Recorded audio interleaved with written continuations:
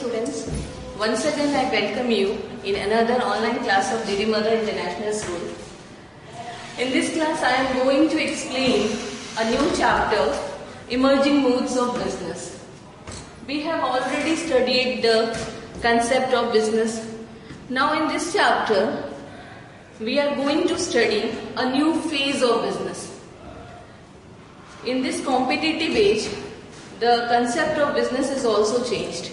पहले बात करते थे तो बिजनेस के लिए हमें एक शॉप पर हम जाते थे, कुछ प्रोडक्ट को परचेज करते थे. बिजनेस में क्या था, केवल प्रोडक्शन हो रहा है, प्रोक्योरमेंट हो रहा है, उसकी सेल और एक्सचेंज हो रही है. लेकिन आज इमर्जिंग ट्रेंड हमारा टोटली चेंज्ड है. मीन्स आज इस कॉम्पिटिटिव एज में कोई भी प्रोडक्ट हम परचेज सेल करना चाहते हैं तो हम ये चाहते हैं कि फास्टेस्ट डिलीवरी हो, हम घर बैठे मिल जाए हमें वो प्रोडक्ट. जितना इजी वे में हम अब चीज़ों को हैंडल करना चाह रहे हैं तो उसके लिए हमारा ये नया कंसेप्ट आज बिजनेस का हमें देखने को मिल रहा है. अब इस मोड में हमने ई बिजनेस का नाम सुना. इमर्जिंग मोड्स ऑफ बिजनेस में हम यही एक्सप्लेन करने जा रहे हैं कि अब हम किस चीज में डील करने जा रहे हैं, हम किस चीज में एंटर करने जा रहे हैं. हम इलेक्ट्रॉनिक बिजनेस मोड में एंटर कर रहे हैं. अब what do you mean by electronic business? It is a business. E business means a business carrying on all its activities through internet. अब यहाँ पर क्या मतलब है ई बिजनेस का, कि ई बिजनेस ऐसा बिजनेस है जो हम कैरी ऑन कैसे कर रहे हैं, बिजनेस को कैरी कर रहे हैं थ्रू इंटरनेट, इलेक्ट्रॉनिक मीडिया से.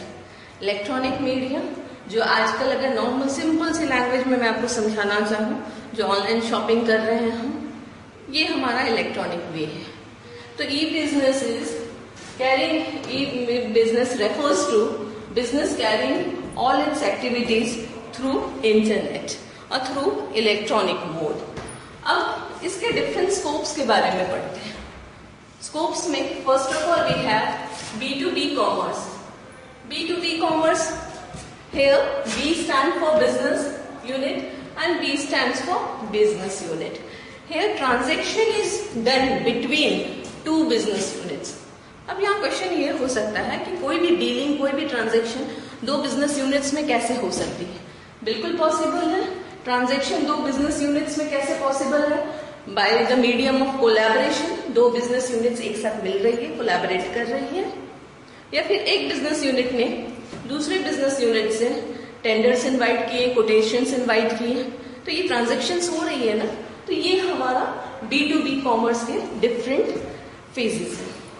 Next come to B2C commerce, in which one is business unit and another one is customer, consumer. इस कॉमर्स में हम बता रहे हैं कि दो यूनिट्स जो डील कर रहे हैं वो हमारे पास, एक है बिजनेस, दूसरा है कंज्यूमर. ये तो नॉर्मल बिजनेस की बात कर रहे हैं कि एक बिजनेस यूनिट ने गुड्स को सेल किया. सेल किया कैसे? आफ्टर सेल सर्विसेज की भी बात कर सकते हैं कि हम बिजनेस यूनिट्स को, कस्टमर को आफ्टर सेल सर्विसेज प्रोवाइड कर रहे हैं. आफ्टर सेल सर्विसेज के साथ बिजनेस सेलिंग और डिस्ट्रीब्यूशन दे रही है कंज्यूमर्स को, गुड्स को सप्लाई करते हुए. Now come to the third commerce. Third scope C2C. Here we are going to explain this is the transaction between one consumer to another consumer. Here C stand for consumer, customer और consumer और customer. यहाँ पे C2C में दो चीजें कही गई है. C2C दो चीजें बता रही है कि एक ये ऐसा ट्रांजेक्शन है जो एक कस्टमर से दूसरे कस्टमर के बीच हो रहा है. अब ऐसा कैसे हो सकता है कि कोई भी ट्रांजेक्शन दो कस्टमर के बीच हो जाए? सबसे अच्छा एग्जाम्पल है, आप देखते हैं एंटीक की जो सेल परचेज होती है उसमें दोनों पार्टीज हमारी कस्टमर्स हो सकती हैं. या फिर selling used books and clothes. Used books, clothes के आप स्टॉल्स देखते हैं, उसमें क्या है, हमने सेल किया किसी को गुड्स, बुक्स अपनी सेल कर दी, फिर दूसरा कस्टमर उसको परचेज कर रहा है. तो ये ट्रांजेक्शन अल्टीमेटली क्या है? C2C कॉमर्स है. Next, now we are talking about the intra B commerce. Intra B commerce में क्या है? अब इंट्रा बी कॉमर्स में ये बोला जा रहा है कि एक ऑर्गेनाइजेशन में डिफरेंट पार्टीज की इन्वॉल्वमेंट होती है, सप्लायर है, कस्टमर है, एम्प्लॉयज है, डिफरेंट पार्टीज है। अब इनके बीच में जितनी कॉमर्स है वो है इंट्रा बी कॉमर्स, मतलब within the firm, within the organization, लोगों के बीच में, डिफरेंट पार्टीज के बीच में जितने ट्रांजेक्शन्स हो रहे हैं, they all are the intra B commerce. One of the main example of this type of commerce is placing orders and giving instruction to the supplier. आप order place कर रहे हैं, instructions दे रहे हैं, तो वो किसको? Suppliers को। Supplier also are attached to the firm. तो ये हमारा intra B commerce है। One more example is there, interaction between any two departments of the firm. अब production department, finance department, दोनों के बीच में जो इंटरेक्शन हो रहा है, वो इंटरेक्शन क्या का एग्जांपल है? इंट्रा बी कॉमर्स, कि with in the firm different departments के बीच में जो कम्युनिकेशन, जो ट्रांजेक्शन्स हो रहे हैं, they all are the examples of intra B commerce. So students, we have already discussed the scope of e business, that we have learn that B2B commerce, B2C commerce, C2C commerce and intra B commerce.